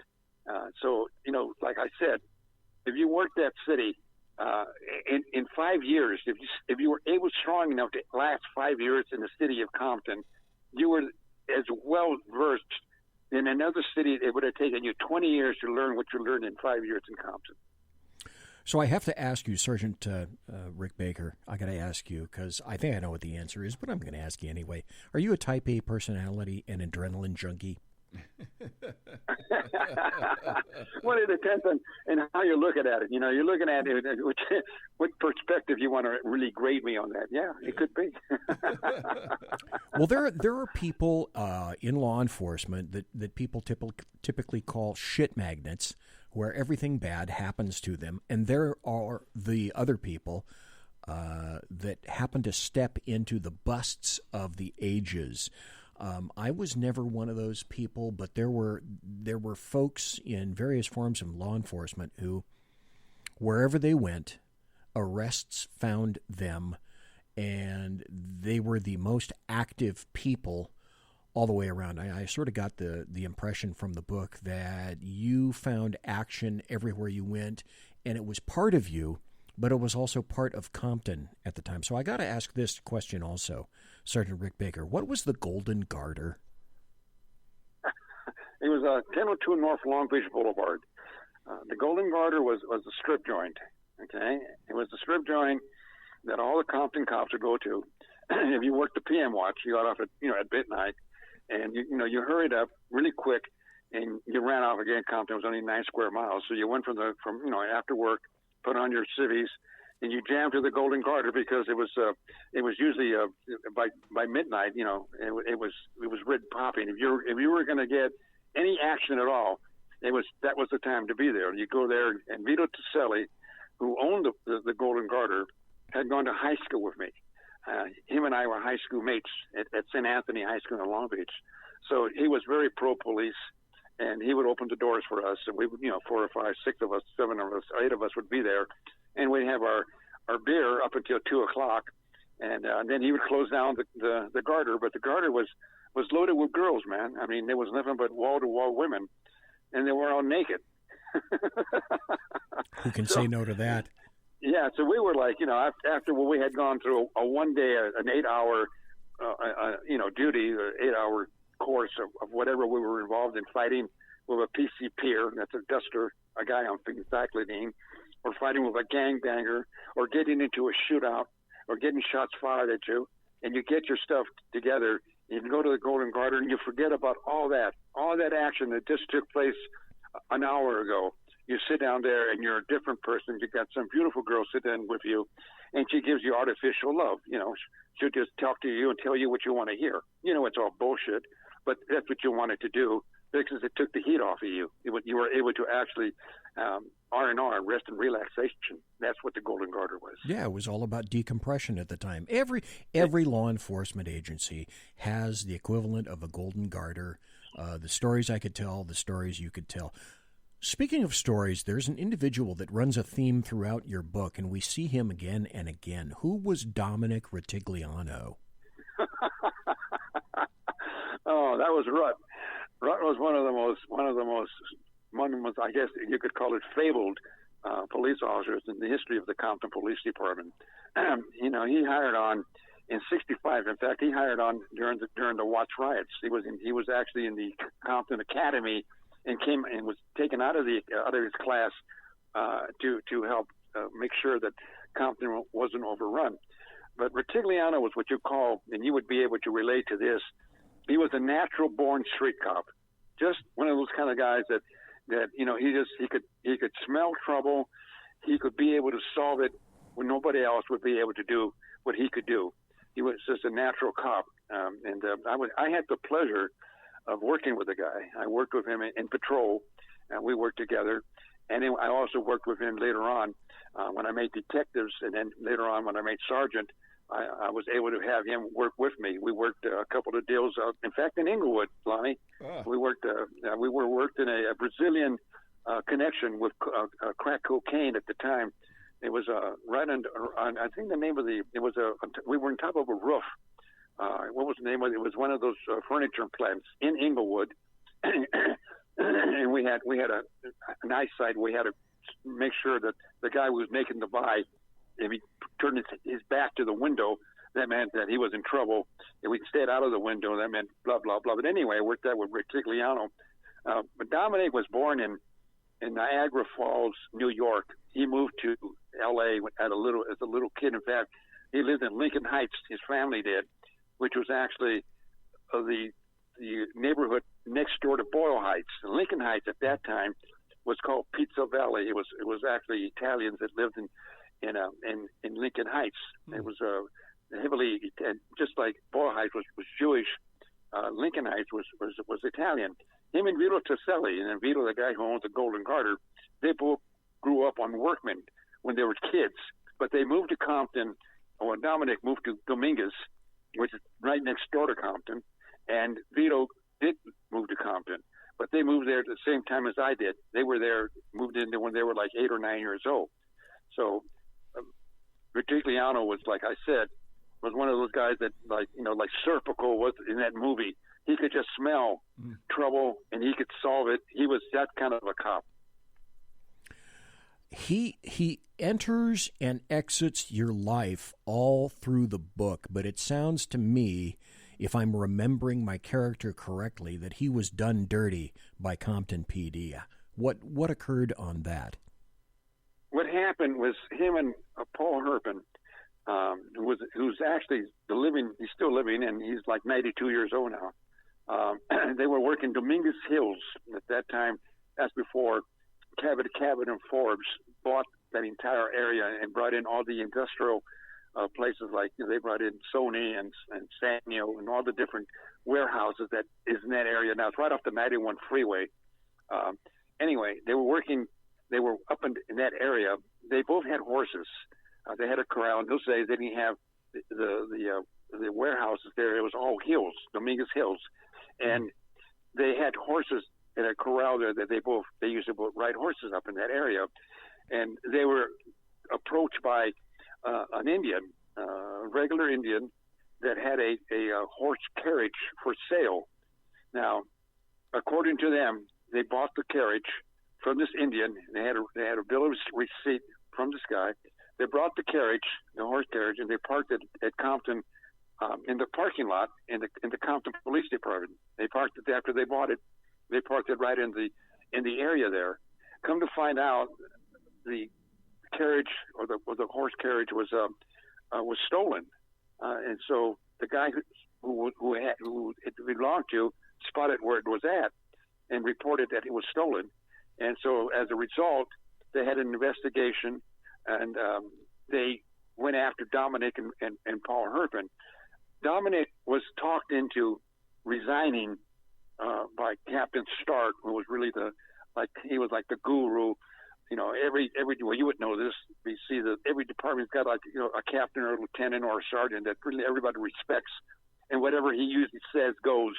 And he suggested, him being a captain of patrol, that for his family's sake, that he should resign, not to cause any more problems, and that he would make sure that he would get a job working in Linwood, which was an adjacent city for the Linwood PD. He would make sure that would happen. Paul Herpen, on the other hand, was very good friends with the city manager, who was Howard Edwards. Actually, Paul Herpen had baptized, was the godfather to one of Howard Edwards' sons, one of his kids. Howard Edwards told Paul, under no conditions do you resign. You just hold on to your guns. You don't do anything. Let them do the investigation, blah, blah, blah. So Paul listened to the city manager, who was Howard Edwards, who happened to be also a former police officer, a former Compton cop, and Ritigliano listened to Captain Stark and resigned his rank before he went to court. They filed on them. They went to court, and they threw the case out. They completely said it had no value. It was completely denied. They were acquitted from any wrongdoings. Well, what happened then? Herpen kept his job, and he had back pay because he never did resign. Because Ritigliano had resigned, they never gave him the job back. Ingram, who didn't like Paul Herpen, and just for the fact that he had teamed up with Paul, that is, Ritigliano had to buy that carriage that turned out to be stolen. Boom, he just never hired Ritigliano back. They just kept him completely out of the department, which I thought was a crying shame, because he had resigned, but the case was completely dismissed. It was neither one of them went to jail or had anything to do as far as having to pay what they said. They said they had bought it. It was proven that they had bought it.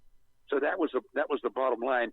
But they never gave Ritigliano his job back until after I became very, very prominent in the politics of Compton, and I was able to talk Joe Rozon from LAPD, who became our chief, about 7 years after this all went down, or 6 years, 7 years, so right around that area. I talked Joe Rozon into giving Ritigliano another shot at being a cop. But the only thing that Joe Rozon, the chief of police, told me was, I'll give him a shot because you're asking me, Rick, but he's going to have to go to the LASO Academy. Well, Ritigliano was like 34 years old, 35 years old. He was, he was a smoker and a drinker. He wasn't 21 years old anymore. So he had to go to the Sheriff's Academy and pass the academy. We had to go there for 14 weeks or whatever it was, and come out, and then he was rehired at the Compton PD. Folks, tonight we're talking to Sergeant Rick Baker, author of the book Vice, about his exploits working for the Compton Police Department. And we're also here tonight with my very good friend, Lonnie Poindexter. If you want to call in, it's 575-208-4481. So, Sergeant Rick Baker, when people think of Compton, they customarily think of black gangs, the Crips, and the Bloods, but there is a lot more to it than that. And you mentioned earlier the Slawsons were a black gang out of South Central L.A. The Slawsons then affiliated with the Crips, started by a guy that you mentioned, Stanley Tue Williams, one of the real honest-to-God OG's original gangsters. So this leads me to this, because this, I think, was good, clean fun out of your book. Did you ever come in contact with Tue Williams? And what were the circumstances around that? That's a story. This is a good one, because later on, Snoop Dogg, actually, when they were going to fry Tue Williams in prison, he was executed, and he actually was out there in front. Snoop Dogg was trying to get Tue off by having Schwarzenegger, who was the governor of California at the time, to have him give him an exemption because he had written some kid books or something to that effect. But this is the story what happened. This is how me and Tue got into it. Tue Williams was busted, and as part of his probation, he was put in a halfway house. It was, we used to call it the Ponderosa, because of the series, the TV series. It was off of Oaks and Santa Fe, and it was run by a guy by the name of Raymond. What was his last name? Washington. That wasn't Raymond Washington. That's the Crip. Forgot his name. Anyway, he was involved with the county, and he ran this halfway house. But Tue Williams was Simmons. That's his name. Raymond Simmons. Anyway, he had this halfway house called that we called the Ponderosa. Tue was assigned there to go there, and he was there with the other gangbangers that were part of that particular rehab group, supposed to be rehabilitation. What he started doing at night, Tue started riding into Looters Park, which was actually the home of the East Side Pyrus. It was run by a guy by the name of Marcus Nunn. He just got out of prison about 6 months ago. He did about 25, 30 years. He just got out. His real name was Marcus Nunn, and his nickname was China Dog because he had very slanty eyes. And so what happened was Tue would go there at night and shoot up the place. He would be shooting at them. He'd go around in his car, and he cranked 5, 6, 7 rounds at the Pyrus, the East Side Pyrus in Looters Park, and then run back to the Ponderosa, where it was sanctuary with Bob Simmons. It wasn't Raymond, Bob Simmons, and he would play King's X. I'm in his halfway house now.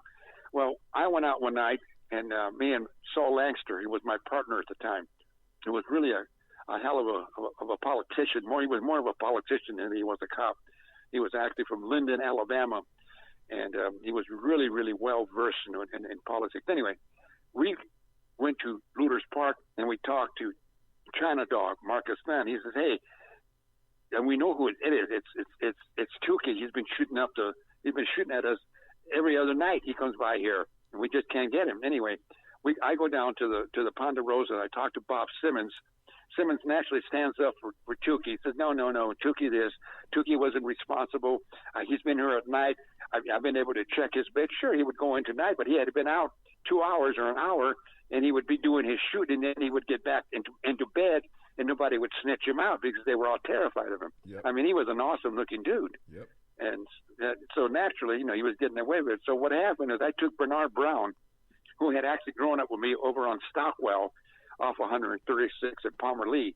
I took him because he was tougher than Saul was. He was Bernard Brown was a much more street-wise cop than Saul was. So I took him with me, and I went down and made sure that I could find when Tukey was going to come out of that Ponderosa, which was the halfway house. I saw him come out. I jammed him with Bernard with me, and I said, Tukey, get in the car. And he says, what do you want? And I said, look, just get in the car where I'm going to have to slice you right here on the street. So he jumped in the car, and we took him over down to the oil field that we had off of Alameda. It was an old plant there of an oil plant. It was shut down, but nobody was around, no lights, no nothing. I took him in the back there. Bernard and I did. I stuck a gun in his head. I took a .357 Magnum, stuck it in his head, and said, I want you out of this place by tomorrow night. If you're not out of here by tomorrow night, I'm going to have a bullet for you, and I'm going to say Marcus Nunn. Everybody's going to think Marcus Nunn and China Dog did it because you've been shooting up the Pyrus over on the east side, and they're going to get the blame. And I know how to get you out of this town. I know I have a drop gun that I took from the Pyrus that I'm going to use on you. And Bernard says, yeah, you're a dead man. And then Bernard looked at me, and after we dropped him off, he was terrified, by the way. Tukey was terrified. Dropped him off back at the Ponderosa. Bernard said, man, I sure am glad that he didn't fight, because if he would have fought in that car, he would have knocked us both out and taken the gun probably and shot you. And I said, yeah, I said, I'm glad he went for the fake, man. I really am. And, wait, I gotta jump in here because you've got me chuckling because anyone, and you experienced Tukey Williams up close and personal, obviously.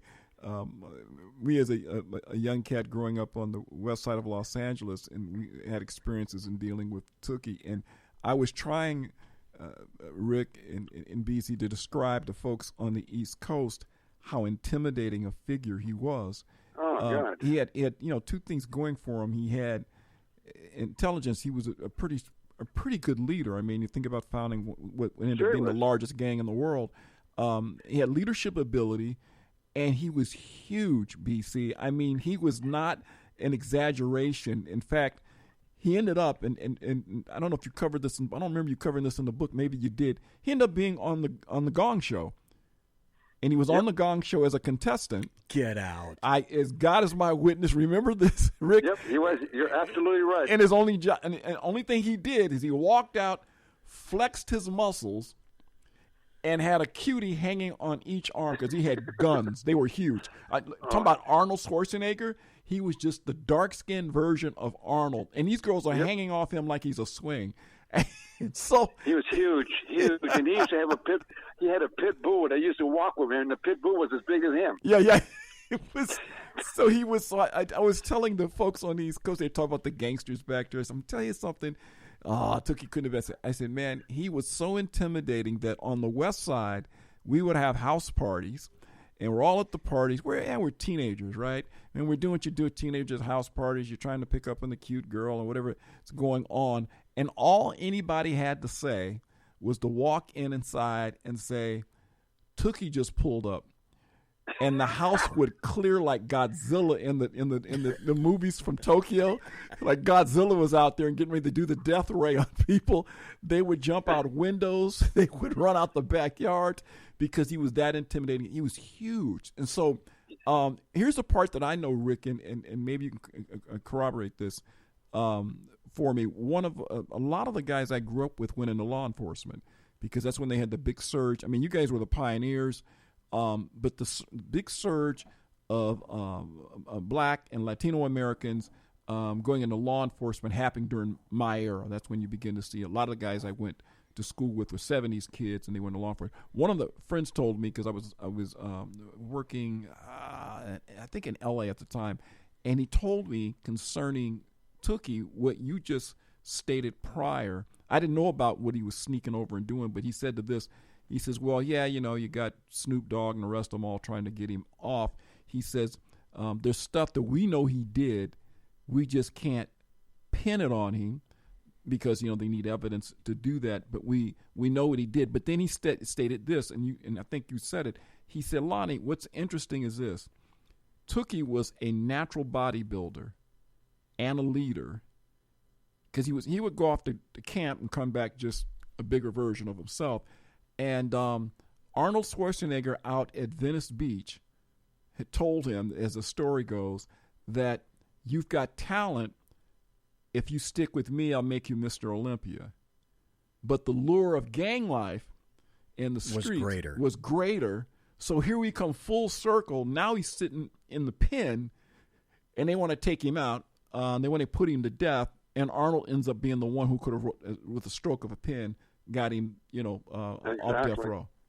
Right. Yeah, it's funny because I got a call from one of the writers. In fact, I cut out the article. I have it in my portfolio where I have all the information that that we're talking about now. Mm-hmm. And the writer actually called me and wanted to know how I felt about it, because he said about getting Tukey off the death list, and I told him I said giving him a pass for what he did, because he executed those people that he killed. Yep. He didn't have to. He could have gotten whatever now he wanted, but he literally put them on their knees and he shot them, unmercifully. But what I told the writer that called me, I said, listen, giving him a pass at that time is like making John Gotti the mayor of New York, and that was a time when when Gotti was the big honcho over there in back east. So, and then he also said the reason he called me because when one of Tukey's books, he mentioned that he was a consular in Compton, but that he had been run out by a renegade cop. He didn't know the guy's name, but it was me.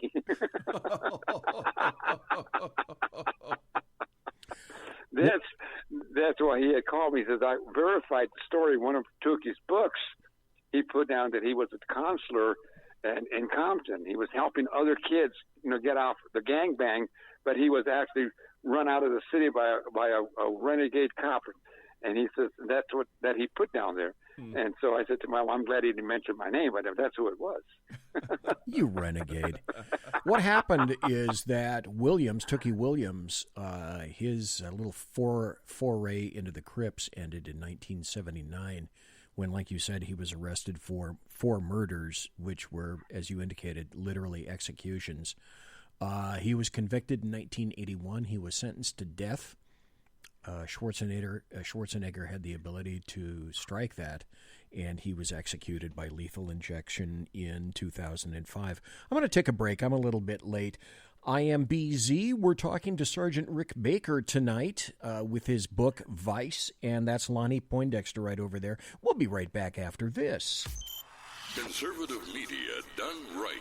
You're listening to the SHR Media Network. Southern Sense is conservative talk with Annie, the radio chick Ubellis as host and C.S. Bennett co-host. Informative, fun, irreverent, and politically incorrect. You never know where they'll go, but you'll love the journey. Annie is a top conservative host on Top Talk Radio and features some of the finest guests packed with important politicians and newsmakers. Listen every Friday, 3 to 6 p.m. Eastern, noon to 3 Pacific, on the SHR Media Network. Remember, Southern Sense is common sense.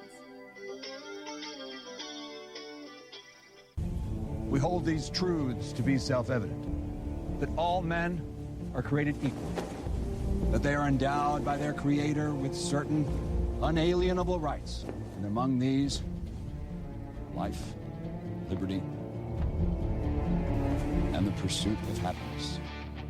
Hi, this is Eric Thompson. Please check out my new Week in Review show, For Liberty's Sake, Saturday mornings, 10 a.m. Pacific Time. Check out forlibertysake.com. Hey, are you guys listening? This is Shannon from Right Way with Shannon and Mike in the AM on SHR Media. I know you've been wondering where we are and what's been going on. Well, folks, that's right. We're back. So please join us 7 to 9 a.m. Monday through Thursday on SHR Media, on Spreaker, iHeartRadio, and Spotify, and Facebook Live at 11 a.m. on Right Way with Shannon and Mike in the AM at Facebook. You don't want to miss a minute. We've got lots of guests, lots of segments, and lots of interesting things. And let's face it, there's nowhere for you to go, so you might as well tune in. Again, Right Way with Shannon and Mike in the AM. We're back live on the air on SHR Media, 7 to 9 a.m. Monday through Thursday, audio and Facebook Live, audio and video. Yes, we are going to do video. Facebook Live, Right Way with Shannon and Mike in the AM. Hope to see you soon. Conservative media done right. You're listening to the SHR Media Network. And we are back. I'm BZ, the bloviating Zeppelin. To my right is the illustrious Lonnie Poindexter. Hey. And tonight we're speaking to Sergeant Rick Baker. And we're talking about his book, Vice. If you want to find me on social media, you can find me on Twitter at BZEP. You won't find me on Facebook because I'm suspended for 2 days. You naughty boy. And I could not promote my show tonight on Facebook. Me and Facebook will come to a reckoning shortly. It's just not going to happen right now immediately, but sooner or later, I believe we're going to be parting ways. By the way, Sergeant Rick Baker, who was Sylvester Scott? Sylvester Scott was a kid that had grown up on Piru Street, which is right around the corner from 136th Street. His street name was put in, he was actually him and a guy by the name of Lorenzo Benton were the founders of the Pirus. They founded the Piru gang, and it's something about that, Lonnie can attest to this, that Piru Street on Central Avenue was a very well-kept area. Mm-hmm. It was, you're not looking at a ghetto, you're not looking at the projects, you're looking at really a nice homes, and all the people there that that lived on Piru Street, they all worked. There was no bums. They all had jobs, and he came from a pretty good family. What it was that the Crips, and there was another section too that you mentioned. We talked about Tukey, but the other side of the Crips that helped form that gang was Raymond Washington. And I never tangled with Raymond Washington like I did with Tukey, but from what everybody tells me, Raymond Washington was better than Tukey. So Really? That gives you an idea. Yeah, that's what I heard. He used to work out at the Hoover Street Gym. I had a good friend of mine named Tue Thu who was LAPD, who used to box there at the Hoover Street Gym, and he put the gloves on with Raymond Washington. He says, this guy could have been a pro. He was that good. But, he was assassinated by his own gang anyway. But the thing is, going back to Sylvester Scott, him and Lorenzo Benton and Tam, Larry Watts, together with A.C. Moses, they all formed the Pirus. And the reason they formed the gang was, and this is, and I can attest to this because I lived a block away from them, was because they were getting written on, they were getting pounced on by the Crips. The Crips would come down Central Avenue from South Central, and they would shoot up any gathering that they saw that was actually on Piru Street or even my street. In fact, I think they're so bad on my street. My dad had to put on. We had the second house from the corner, 1922 West 136th Street. It was the second house from Central Avenue, but my dad had to cement the window facing Central Avenue because bullets were always flying through the window. And if you go today and see the house, you'll see that that window was cemented, and the reason was because of the firing that they were shooting, not at us, but they were shooting at the Pirus, and a lot of stray bullets would hit our house. So that's why the Sylvester Scott organized the Pirus. Now they were known as the Pirus up until 1973. They got joined in 1971, 72 by Marcus Nunn, and his name was China Dog, and a guy named Wesley, Jeffrey Wesson. And Jeffrey Wesson was known as Pitbull. They were both from the Looters Park East Side Hustlers. That's what they were known then. But they wanted to be part of the West Side, so they came in. They were on the other side of Long Beach Boulevard. They were extremely East Side, and they came and they negotiated with Sylvester, and they became part of the Pirus, and they just called themselves the East Side Pirus. Mm-hmm. Well, they were actually associated with the Crips up until 1973. In 1973, I was with my parents' house on 136th Street, and I heard the street telegram that there was going to be a big sit-down next door on Piru Street with the Crips. They were going to have a big meeting. So naturally, I was already a cop. This is 1973, but I was off duty at the time. But I lived there with my parents, and so I said, "Well, heck, I'm going to go and see what's going on." And before I got there, there was a big shank. No shots fired, but there was a street fight going on right on Piru Street. I come to find out that what had happened was there was a leader of the Compton Crips. His name was Mac Thomas. Mac Thomas was a badass. He was the leader of the Compton Crips. He then went to the meeting, and at the meeting you had Sylvester Scott, Lorenzo Benton, Raymond Washington, and Tukey Williams. They were all at that meeting. And the fight started because Mac Thomas went there and says, how come you guys are giving Sylvester Scott and his group so much territory in Compton? You're taking a lot of the territory that I run, and you're making it part of his territory. So he got into a big squabble with Raymond Washington and Tukey and Sylvester, and the whole thing fell into the street.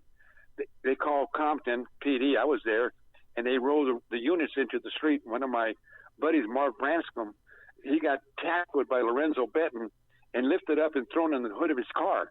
That's how tough this whole street fight took place. As a result, what happened was Sylvester then broke away from Tukey and Raymond Washington and says, I'm going to form my own group.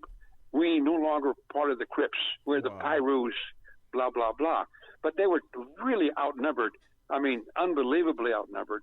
What happened was that there was two other street gangs that didn't like the Crips. They were called the Boundary Hunters out of Nickerson Gardens and the Bishops out of Jordan Downs.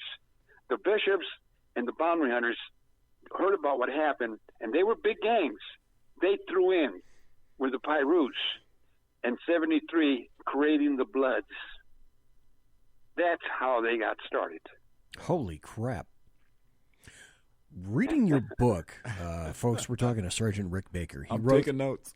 He wrote a great book called Vice. I got a couple of hard copies of that, and I gave one of the hard copies to Lonnie tonight, and I went through the thing. It's 300 pages. It's a story of Compton, which is a story of Compton PD, which is a story of Sergeant Rick Baker, which is a story of law enforcement, which is a story that's again being replicated today. One of the stories that I found out that I did not know about, and everyone thinks that, oh, this is so wonderful. We all celebrate Kwanzaa.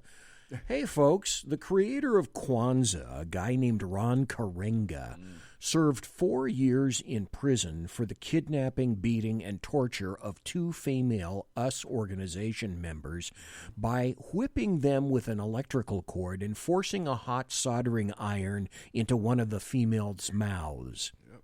So there's one of your creators of Kwanzaa, the loving Kwanzaa. This book is packed with stories. That nobody in Africa recognizes Kwanzaa. Who? Yeah. Kwanzaa what? They have no idea that was done. And the guy was he's the one that was responsible for that UCLA shooting when U.S.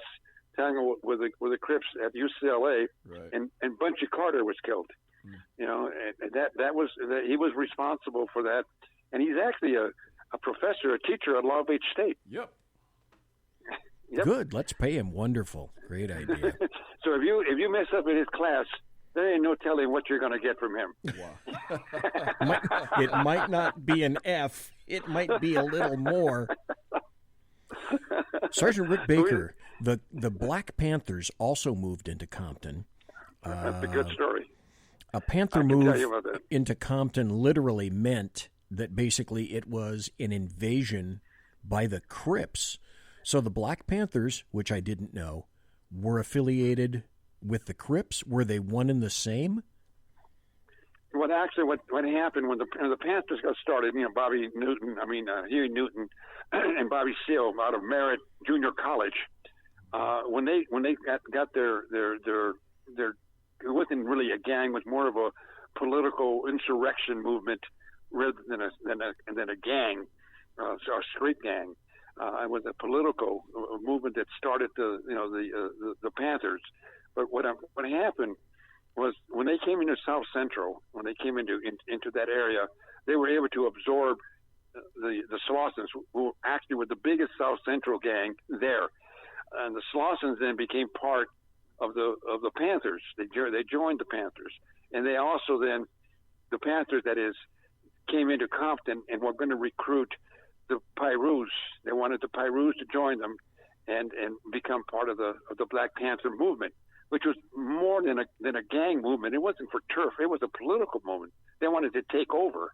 They wanted to run the city. They wanted to have their own guards, their own politicians, everything. In fact, Bobby Steele later ran for assembly district or something. And Huey Newton, he was killed in a dope deal that went sour. But what it is that they contacted Sylvester Scott, and I figured if the Panthers move in here, and they already had gotten their headquarters on East Compton Boulevard, and they're able to absorb the Pyrus into their organization, we're going to have a total complete downfall. We're going to be unbelievably, beset by the Panthers, because they're going to have the whole Pyru gang with them. So what I did is I took Sylvester and I went down on Pyru Street. There was a carpet place where they cleaned carpets. It was on Waterway. Nobody knew about it unless you lived in Compton. You could get in behind the carpet. There's big Persian carpets, and you could get behind it, and nobody could see you. You have really a sanctuary back there. Anyway, so I went to Waterway. I took Sylvester. I told him I wanted to talk to him. Put him in my car. Took him down there, and I said, "Let me tell you something right now. All the Panthers want to do. I know they're talking to you. I know you're talking to a guy by the name of Robert Lee Washington, who I still talk to now. He was the spokesman for the Panthers, and they're trying to get you into the gang, into their organization. But what's going to happen? You're going to lose your leadership. You're not going to be the leader of the Pyrus anymore. You're going to be actually an affiliate. You're going to be subject to whoever in the hell is leading the Panthers right now. I think it's Robert Lee Johnson and Oscar Johnson. They're the leaders right now. You're going to answer to them. And whatever money you make, let's say by selling your Red Devils or selling your marijuana, you're going to have to give them a tax. They're going to tax your money.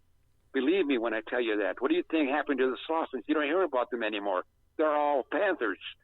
So, he's listened to me.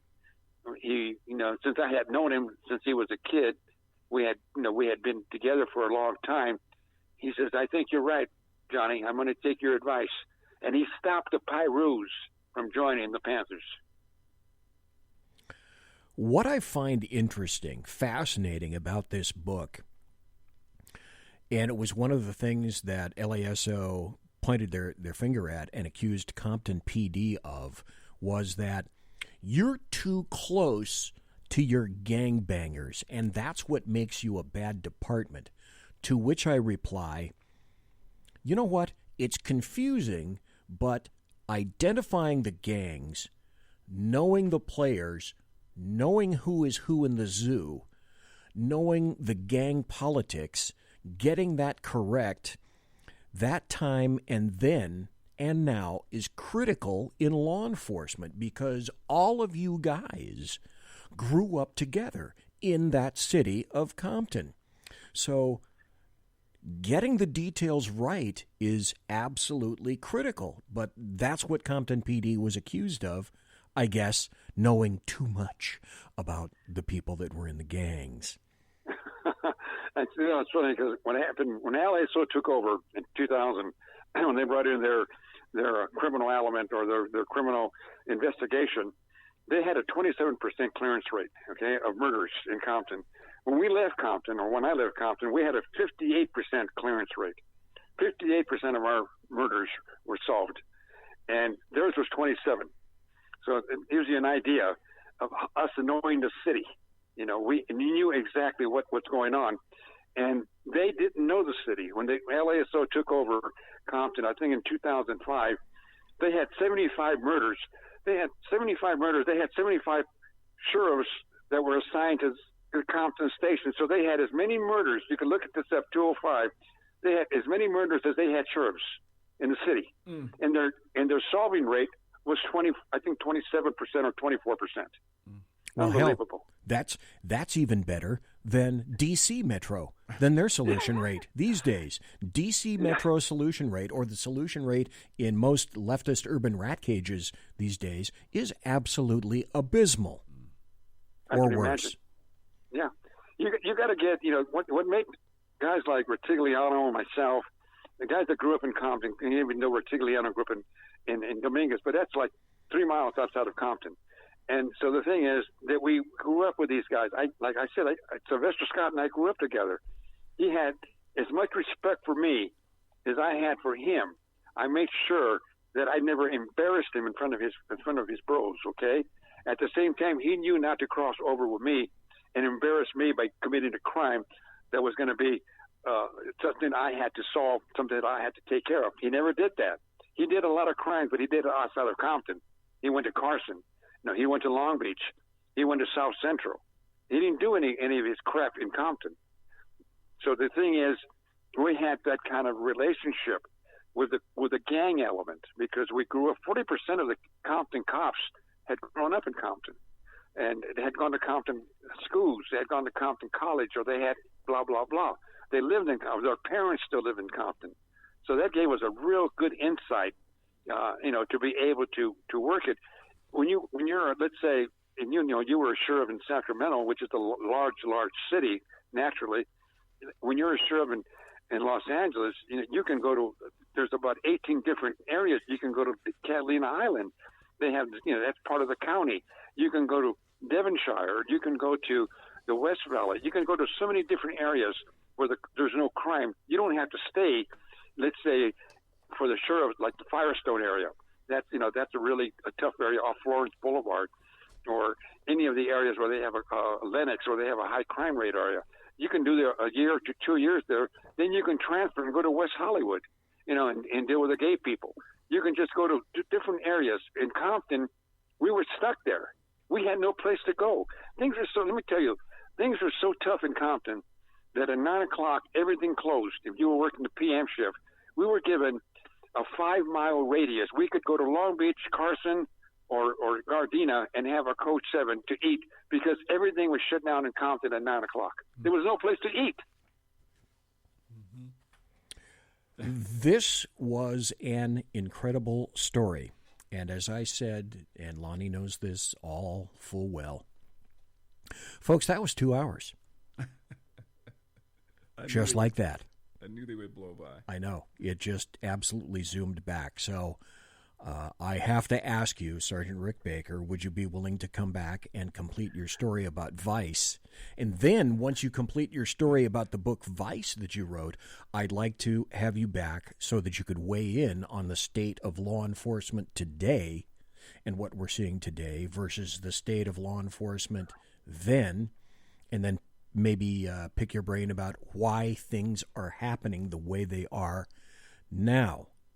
I'm more than happy to. It'd be actually my pleasure to get involved. Lonnie knows he reads my Facebook, so my comments, I would be more than happy to come back. I really appreciate the chance you gave me to be able to talk about my book and so on and so on, and I would be more than happy to be invited back. I would absolutely love to have you back. And then, on top of that, you were in homicide, I was in homicide, sometime for a half hour, an hour, or something like that. I'd just like to throw cop stories back and forth.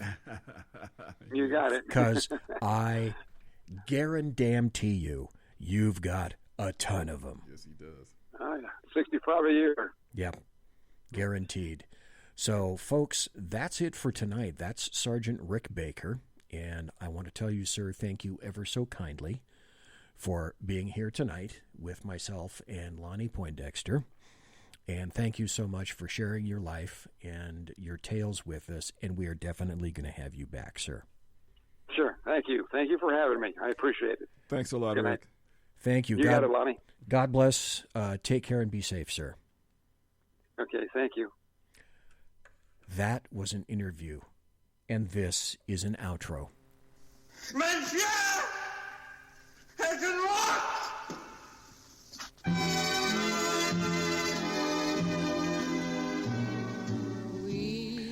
Ladies and gentlemen, boys and girls, children of all ages, thanks for listening to the Bloviating Zeppelin's Berserk Bobcat Saloon radio show, live and direct right here from the SHR Media studios, where they're not exactly the studios, they're just the living room of my wife's house in South Sacramento right now, but don't let that stop you. If you want to contact me, you can find me on Twitter at BZEP, at BZEP, at BZEP, where I am very active, and on my blog at bloviatingzeppelin.net. And I got to tell you, promotional consideration is by Lockheed Martin Skunk Works and the Boeing Company. If it ain't Boeing, I ain't going. And also, my tiaras are by My Little Pony. I won't be long. Thanks to my personal KC-135 Kettle One refueling team, with whom I will be consorting in less than 5 minutes because it's a 10-foot walk from this seat over to the refrigerator, as opposed to the SHR Media Studios originally downtown, where it took me a half-damn hour to get home. And also, thanks to Lonnie Poindexter for being here tonight. Thanks to Sergeant Rick Baker for being here tonight. Thanks for everybody listening live. Thanks for listening in podcast. I'll be back next week, folks. God bless. Take care. Be safe. Everybody quiet down now and get some sleep. Good night, everybody. Good night, Mama. Good night, Ben. Good night, everyone. Good night, Mama. Good night, Daddy. Good night, children. Good night, Daddy. Good night, Elizabeth. Good night, John Boy. Good night, Jim Bob. Good night, Jim Bob. Good night, Jim Bob. What's going on? I was asleep. What's everybody doing? Good night, Good night, Jim Bob.